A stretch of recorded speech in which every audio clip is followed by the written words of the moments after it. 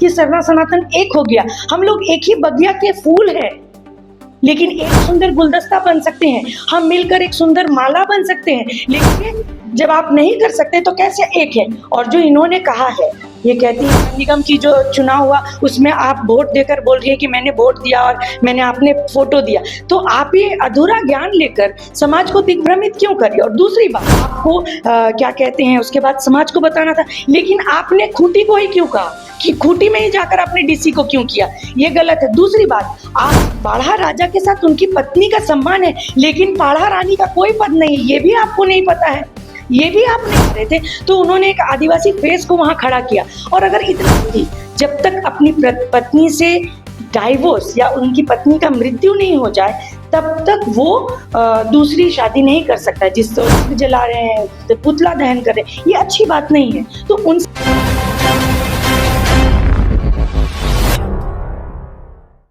झारखंड में एक मुद्दा काफी ज्यादा गरमाया हुआ है, सरना और सनातन का। इसी मुद्दा को लेकर लगातार बयानबाजी भी सामने आ रही है। इसी मुद्दे को लेकर हमारे साथ खास बातचीत के लिए मौजूद है प्रिया मुंडा जी। सीधा इनसे जुड़ेंगे, जानेंगे इनका क्या प्रतिक्रिया है। सबसे पहले आपका हमारे चैनल में स्वागत है। आपके चैनल के माध्यम से देख रहे सभी दर्शकों को मेरा जोहार। जी, सरना और सनातन क्या एक है या नहीं, आप क्या सोचते हैं सर? बिल्कुल नहीं, सरना सनातन बिल्कुल एक नहीं है। जी, सरना और सनातन एक नहीं है। तो अगर देखा जाए तो जो आदिवासी समाज के लोग हैं वो जाते हैं हिंदू मंदिर जाते हैं, मतलब मंदिर जाके पूजा पाठ करते हैं, पंडित जी से भी करवाते हैं। जो यहाँ के विधायक मंत्री है वो भी यहाँ तक कि जाते हैं मंदिर, पूजा पाठ करते हैं। इस पर आप क्या कहेंगे? देखिए, ये उनकी आस्था है। अगर वो इसको आस्था को लेकर वो चल रहे हैं और अगर मंदिरों में जाके पंडितों को पूजा करवा रहे हैं, ये उनका पर्सनल मैटर है। लेकिन अगर सरना सनातन की बात करेंगे तो सरना सनातन बिल्कुल एक नहीं है। पर अगर देखा जाए तो जो ईसाई समाज के लोग हैं वो नहीं जाते हैं, ना मुस्लिम लोग जाते हैं। तो आप क्या कहेंगे? आप खुद स्वयं मंदिर जाते हैं, आपके ऑफिस में भी भगवान माँ पार्वती का और गणेश जी का फोटो है और आप खुद भी टीका लगाए हैं, क्या कहेंगे आप? टीका मतलब आप जो टीका की बात कर रही है, ये क्या टीका लग रहा है आपको? ये मंदिर का टीका लग रहा है? हमारे आदिवासी समाज में भी हमारे जो देवी देवता हैं जिनका कोई आकार नहीं है, उन पर भी सिंदूर चढ़ाया जाता है। और ये देवी मड़ई का ही ये सिंदूर है, ये किसी मंदिर का टीका नहीं है। टीका लगाए, पर आपके ऑफिस में भी मतलब आपने देवी देवता का पूजा किया, जैसे कि गणेश जी है और फिर माँ पार्वती है, उस पर आप कहेंगे? आप खुद स्वयं भी पूजा करते हैं? देखिए, बुरु बोंगा, जो हम लोग बुरु बोंगा कहते हैं, बुरु का मतलब होता है पहाड़, है ना? पहाड़ों के देवता। तो पहाड़ों के देवता कौन है? हम लोग अभी बोलते हैं ना, हमने पहाड़ों के देवता, देवों के देव महादेव, तो वो हमारे माने क्या बोले, हमारे आराध्य है ना? तो उस तरह से हम लोग उनको क्या बोलते, पूजते हैं और उन्हीं के पुत्र के हिसाब से इनको रखते हैं। और दूसरी बात है, ये जो फोटोग्राफ्स आप रखा देख रहे हैं, कोई लाकर मतलब श्रद्धा से अगर कोई चीज देता है, हम लोग उसको सम्मान से रखते हैं, इसका बात नहीं है। आप अगर देखने जाएंगे तो मेरे घर में कभी भी आप पंडितों को पूजा करते हुए नहीं देखेंगे। आप देखेंगे कि मेरे यहाँ जो भी पूजा, मेरे चाहे वो घर का कोई भी पूजा, वो पाहन द्वारा ही की जाती है। हम लोग जब देवड़ी मंदिर भी जाते हैं या सोनमेर भी जाते हैं तो हम अपने पाहन से ही करवाते हैं, पंडित से नहीं करवाते हैं। हाँ, अभी आपकी ये जो आप कहते हैं कि पूजा कराते हैं, जैसे अभी जो कंट्रोवर्सी चल रही है, सरना सनातन एक है, सरना सनातन एक नहीं है, एक साथ है लेकिन एक नहीं है ना? तो हम लोग जैसे मान लीजिए किसी क्षेत्र में गणपति, अभी जैसे हमारे खुटी में गणपति नहीं होता था, तो लोगों ने हम लोगों से ये सहयोग मांगा कि हम लोग समाज को हमारा, क्योंकि सनातन समाज में गणपति जी की पूजा के बिना कोई भी पूजा नहीं होती है, तो उन लोगों ने एक इच्छा जाहिर की कि हमें कोई साथ नहीं दे रहा है, दीदी आप साथ दीजिए, हम लोग ये पूजा करना चाहते हैं। तो हम लोगों ने उनका सहयोग किया, उनको वहां पर पूजा करने दिया। तो ये एक क्या ना, मिलके चलने की बात है, एक नहीं है। अगर जो बात चल रही सरना सनातन एक है, तो आप अगर नियमों को देखकर चलिए तो हमारे नियम और उनके नियम अलग है।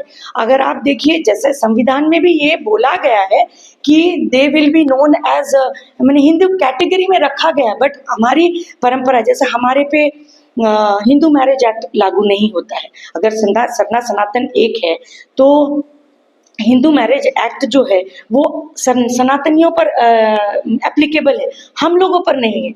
हम लोगों पर, जैसे मैं बता दूं कि एक सनातन समाज का व्यक्ति जब तक अपनी पत्नी से डाइवोर्स या उनकी पत्नी का मृत्यु नहीं हो जाए तब तक वो दूसरी शादी नहीं कर सकता, जिससे ये हिंदू मैरिज एक्ट के हिसाब से है।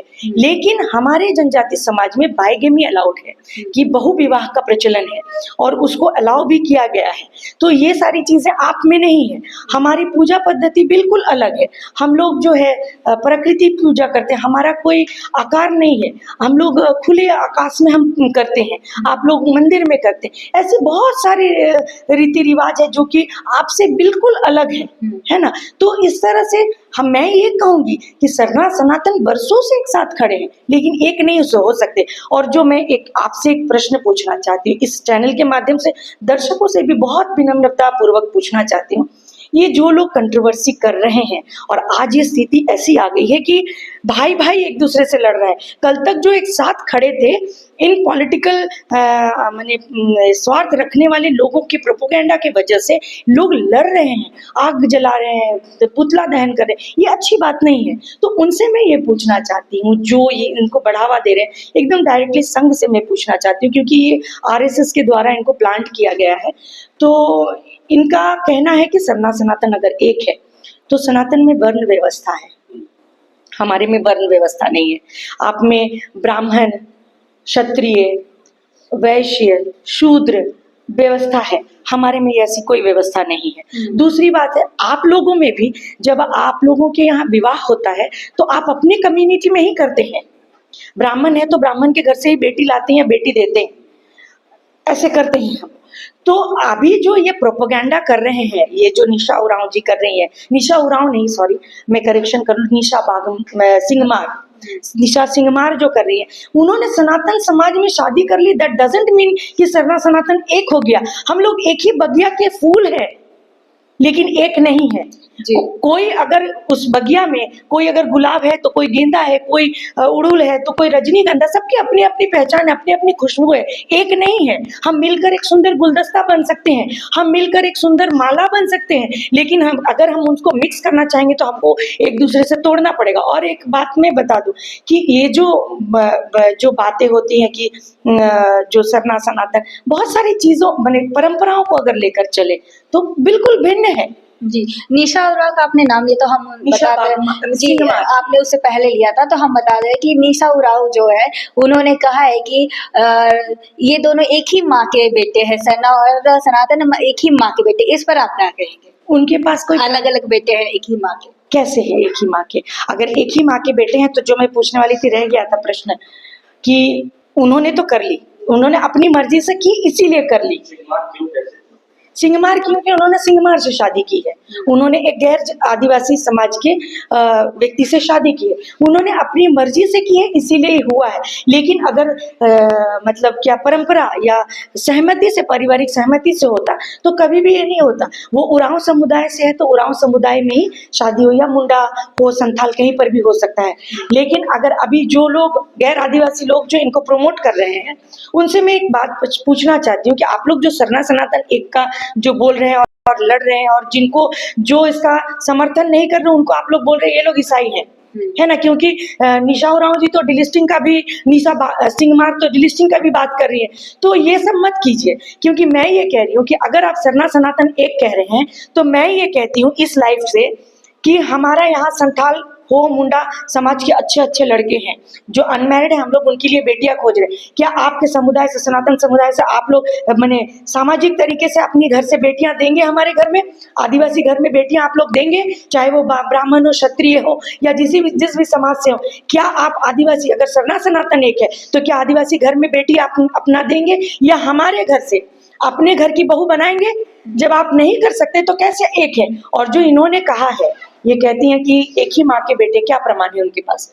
प्रमाण से बात कीजिए। आप संविधान की बात करती हैं तो संविधान में तो आप पेशा की बात करती हैं, तो आप म्युनिसिपल इलेक्शन की बात कीजिए। आपको लोग, बहुत सारे लोग आपके लिए लिख रहे हैं, जो मतलब आप, और कौन लिख रहे हैं? बीजेपी और संघ के लोग ही इनको प्रमोट कर रहे हैं, लिख रहे हैं कि ये एक IAS ऑफिसर है, ये कमिश्नर है। तो मैं ये पूछना चाहती हूँ कि आप पढ़ी लिखी हैं, आप पढ़ी लिखी हैं और आप संविधान की बात कर रही हैं, तो संविधान का 342 जेडसी का 1 और 3 कैसे 243 जेडसी का 1 और 3 आपका 243 जेडसी का 1 और 3 आपसे कैसे छूट जा रहा है, जिसमें कि पंचायत म्युनिसिपल इलेक्शन बिल्कुल अवैध और असंवैधानिक है। आप यहाँ पर पेशा को बात कर रही है, ग्राम सभा को मजबूत करने की बात कर रही है, इधर आप जो जिस एरिया में है 5th शेड्यूल की बात कर रही हैं, लेकिन हमारे झारखंड में 13 ऐसे जिले हैं जो 5th शेड्यूल एरिया में आते हैं और उन जिलों में संविधान कहता है 243 जेडसी 1 और 3 में ये कहता है कि उन क्षेत्रों में म्युनिसिपल चाहे नगर निकाय हो, नगर निगम हो, नगर पंचायत चुनाव अवैध और असंवैधानिक है, और उसी जगह आप नगर निगम की जो चुनाव हुआ उसमें आप वोट देकर बोल रही है कि मैंने वोट दिया और मैंने आपने फोटो दिया। तो आप ये अधूरा ज्ञान लेकर समाज को दिग्भ्रमित क्यों कर रही है? और दूसरी बात, आप अगर जो पेशा की बात कर रहे हैं, ग्राम सभा को मजबूत करने की बात कर रहे हैं, तो क्या आप सिर्फ खूंटी की करेंगे? मैं तो वैसा देखने जाए तो मैं सिमडेगा की बेटी हूँ, खूंटी की बहू हूँ। हम लोगों ने जो अभी 243 जेडसी का जो उल्लंघन रोशनी खलको जी ने करके जो इलेक्शन कराया, उसके लिए जो हम लोग पीआईएल कर रहे हैं, पीआईएल करने से पहले हमने गवर्नर को एक ज्ञापन दिया, उसके बाद प्रेस कॉन्फ्रेंस करके समाज को बताया कि हमने इसके विरोध में पीआईएल के लिए सोचा है और हम लोग जो है इसका एक ये कर रहे हैं, विरोध कर रहे हैं और इसका कानून, इसका प्रोसेस में हम गए। लेकिन आप बीइंग एन कमिश्नर, पहली बात तो आप एक प्रेस्टिजियस पोस्ट में, इसका सम्मान है, आप ऐसे पोस्ट में रहकर आप ऐसे पॉलिटिकल स्टेटमेंट्स दे कैसे रहे हैं? दूसरी बात, अगर इसको लागू करना है तो उन 13 जिलों और पूरे स्टेट में लागू होगा पेशा, है ना? आप खूंटी में ही क्यों गई? आपको तो केंद्र जो हेडक्वार्टर है रांची, आपको वहां आना चाहिए, आपको गवर्नर को, आपको सीएम को ज्ञापन देना था, उसके बाद प्रेस कॉन्फ्रेंस करके आपको क्या कहते हैं, उसके बाद समाज को बताना था। लेकिन आपने खूंटी को ही क्यों कहा कि खूंटी में ही जाकर आपने डीसी को क्यों किया? ये गलत है। दूसरी बात, आपने वहां पर एक अभी हमारे एक पाढ़ा राजा की मृत्यु हुई, आप लोग सभी जानते हैं, सोमा मुंडा जी की पत्नी को आप लेकर गए और वहां पर भी आप एक गलत स्टेटमेंट दे रही हैं। आप कह रहे हैं कि क्यों रानी साहिबा, मैंने ठीक कहा ना? ये जो पाढ़ा सिस्टम है, ये पाढ़ा कोई वो राजा रानी नहीं है जो राजा रानी हुआ करते थे कि ये राजा है तो या रानी है, ये राजकुमार है, ये राजकुमारी है। ये नहीं, ये एक पद है, एक सम्मानीय पद है, उनके कंट्रोल में कई गांव होता है, और जब उस राजा की मृत्यु हो जाती है तब ये उत्तराधिकारी, उनके उत्तराधिकारी जो उनके पुत्र, अगर वो एलिजिबल है तो वो पुत्र उनको दायित्व दिया जाता है, ग्राम सभा बैठाई जाती है और ये डिसाइड किया जाता है कि अब पाढ़ा राजा की मृत्यु हो गई है, उनका जगह कौन लेगा? उनके पुत्र अगर सक्षम है तो उनको दिया जाएगा, नहीं तो ग्राम सभा डिसाइड करके किसी और को देगी, और उसके बाद वो पाढ़ा राजा कहलाएंगे। पाढ़ा रानी का कोई भी प्रचलन नहीं है, आप वहाँ रानी कह रही हैं। पाढ़ा राजा के साथ उनकी पत्नी का सम्मान है, लेकिन पाढ़ा रानी का कोई पद नहीं, ये भी आपको नहीं पता है, ये भी आप नहीं जानती हैं। जी प्रिया जी, एक और आप जहाँ बोल रहे कि सरना और सनातन एक नहीं है, पर ऐसे ही कई आदिवासी समाज के लोग हैं जो बोल रहे हैं कि एक है, जैसे कि इससे पहले कुछ समय पहले निशा भगत जी का भी एक बयान आया था जिसमें उन्होंने कहा, और साथ ही आपको बता दें कि निशा भगत जी अक्सर समाज की सेवा में रही है तो लोग उनको मतलब फॉलो भी करते हैं, ऐसे में उनका इस तरह से बयान आता है तो कहीं ना कहीं जो युवा पीढ़ी के है वो लोग उनको देखते हैं तो क्या असर होगा? बहुत गलत असर हो रहा है। ये जो निशा भगत जी जो कर रही हैं, उनका अगर आप जीवनी को देखने जाए, हमारा समाज समझता नहीं, युवा पीढ़ी बिल्कुल नहीं समझता कि कौन नेतृत्व, सही नेतृत्व करने वाला है। अगर आप निशा भगत जी को देखने जाए, उनका पिछला देखने जाए, तो एक उनका कोई स्टैंड भी नहीं है। पहले आपने अगर उस जो जमीन विवाद को लेकर शुरू हुआ, जो सरना झंडा को उखाड़ने को लेकर उनका शुरू हुआ, तो वो मैटर वहां पर उन्होंने क्या कहा कि ईसाई लोग सरना झंडा क्यों गाड़ेंगे, पर वहां पर बात वो नहीं थी। वहां पर कुछ गैर आदिवासी लोग जो हैं वो उस जमीन को कब्जा करना चाह रहे थे, वो कब्जा नहीं कर पा रहे थे, तो उन्होंने एक आदिवासी फेस को वहां खड़ा किया। और अगर इतना ही सम्मान है आपका, उस सरना झंडा को उखाड़ने की प्रक्रिया हुई और वहां से आप फेमस हुई, तो जब आपने वो झंडा उखाड़ा तो आप लोग भी, जो बजरंगबली का झंडा होता है आप लोगों ने देखा होगा, जमीन पर गिरने नहीं दिया जाता है। राष्ट्रीय ध्वज को हम जमीन पर गिरने नहीं देते, उसी तरह हम सरना झंडा को भी गिरने नहीं देते। आपने लेकर उसको नाले में फेंक दिया। कभी वो कुर्मी को लेकर मैटर सॉल्व नहीं, वो ईसाई में कूद गए। उनका उनका जो समाज सेवा की बात करें, उन्होंने ईसाइयत को लेकर भी बोला, चर्च को लेकर उन्होंने बात करी, ठीक है, चर्च को लेकर बात करी, लेकिन जब घर टूटे ईसाइयों के, तब उनके साथ जाकर खड़ी हो गई। क्यों? ईसाई समुदाय से लोग नहीं थे उनको सपोर्ट करने के लिए कि आपको वहां जाना पड़ा। कल तक आप ईसाई को विरोध कर रहे थे, आप जब उनका घर टूटा तब आप जाकर वहां सोकर विरोध करने लगे। उसके बाद बीच में एक स्टेटमेंट आया उनका कि अजान क्यों होना चाहिए, अजान नहीं होना चाहिए। लेकिन उसके द वेरी नेक्स्ट डे उनका एक पोस्ट आता है कि आप सभी को ईद मुबारक, आप सभी को ईस्टर मुबारक। तो फिर आप ये इनको आप लोग समाज से भी कह रहे कि उनका स्टैंड ही नहीं है। कभी आप इस्लाम को गाली दे रही हैं, आप कभी अजान को गैरकानूनी बता रही, फिर उनको आप बधाई दे रही हैं। आप कहीं ईसाइयों को गाली दे रही है, ईसाई एजेंट बोल रही है, फिर उन्हीं के कि ईसाई समुदाय का जब घर टूटा, मानती हूँ ह्यूमैनिटी में आप चली गए, लेकिन उनके समुदाय से लोग नहीं है क्या? जी। उनके समुदाय से भी तो लोग हैं। वो प्रोटेस्ट क्यों? ग्लैडसन डुंगडुंग जैसे बहुत सारे लोग हैं, वो खड़े ही हो सकते थे, लेकिन आप ग्लैडसन डुंगडुंग का काम आप कर रही हैं। आप एक तरफ इधर आकर मीडिया में आकर ग्लैडसन डुंगडुंग को गाली दे रही हैं, दूसरी तरफ ग्लैडसन डुंगडुंग के असिस्टेंट होकर आप काम कर रही हैं। जी, अगर देखा जाए आपने अभी ईसाई समाज का बात किया, तो इससे भी हम एक सवाल करना चाहेंगे। पिछले इंटरव्यू में मैंने आपसे पूछा था, इस पे चर्चा की थी, तो आपने बोला था कि ईसाई समाज के लोग आदिवासी समाज को बहला फुसला के धर्म परिवर्तन करा रहे, तो मतलब चेंजेस करा रहे। तो ऐसे में हम ईसाई समाज का कहना है कि ऐसा कुछ नहीं, अगर ऐसा कुछ है तो प्रूफ दीजिए। उनका कहना है कि जो आप लोग आदिवासी समाज उस पर आरोप लगाया है कि ये लोग धर्म चेंज कराते हैं, तो ऐसा कुछ नहीं। क्या कहेंगे आप इस पे? 2017 में कानून लागू हुआ है हमारे झारखंड में, धर्म स्वतंत्रता कानून।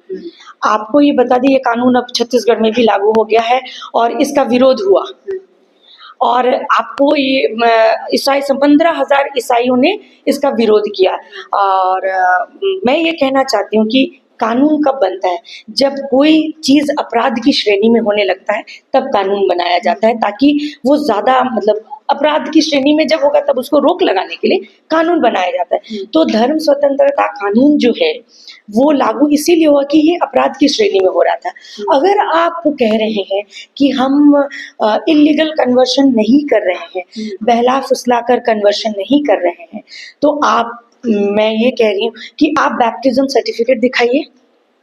आपने जिस जगह पर, मैं आपको क्षेत्र बताऊंगी कि इस क्षेत्र में कन्वर्शन हुआ है और वो आपने कब किस डेट में किया है, वो बैप्टिज्म सर्टिफिकेट दे दीजिए। और आपने उल्लंघन नहीं किया है, आपने बहला फुसलाकर नहीं किया है, तो क्या डीसी ऑफिस में, जो कि नियम है, 1 महीने के अंदर में जिस क्षेत्र में, मान लीजिए खूंटी क्षेत्र में किसी ने कन्वर्शन किया है, तो उनको 1 महीने के अंदर में डीसी ऑफिस में एक लेटर, मतलब एक देना पड़ेगा कि मैंने इस डेट में इस चर्च के माध्यम से मैं कन्वर्ट हो गया हूँ। तो वो चिट्ठी दिखाइए कि आपने डीसी को पूरा प्रोसेस के थ्रू आपने किया है, डीसी को आपने अपना एप्लीकेशन जो दिया है। और दूसरी बात है, आप अपना बैप्टिज्म सर्टिफिकेट दिखाइए कि आपका बैप्टिज्म सर्टिफिकेट किस डेट से है। क्योंकि अगर 2017 के बाद आप किसी को बिना डीसी को बताए, बिना कानूनी प्रोसेस के, जो कि 2017 कानून बोलते, उसके बिना आप उसको